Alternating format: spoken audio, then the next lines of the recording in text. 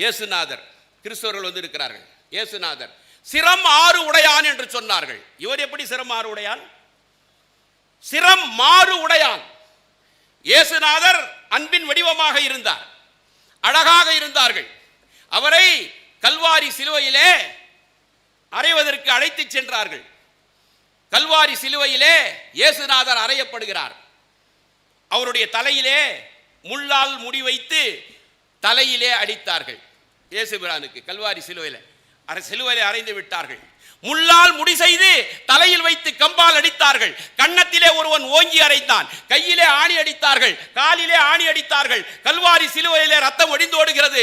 அந்த நேரத்திலும் இயேசு பிரபானவர், பிதாவே இவர்கள் செய்கிறது இன்னது என்று அறியாமல் செய்கிறார்கள், இவரை மன்னியும் இவரை மன்னியும் என்று கேட்டார்கள். முள்ளால் முடி செய்து தலையில் கம்பால் வைத்து அடித்தார்கள். கன்னத்தில் அரைஞ்சான். கசப்பான காடியை குடிக்க செய்தார்கள். காலில ஆணி, கையில் ஆணி. ஒரு சொட்டு ரத்தமும் கூட இயேசுநாதருடைய உடலில் இல்லை. அவருடைய முகமே மாறிவிட்டது, அவருடைய தலையே மாறிவிட்டது. சிரம் 6 உடையான் என்று சொன்னார் சைக்கு தம்பி பாவலர்.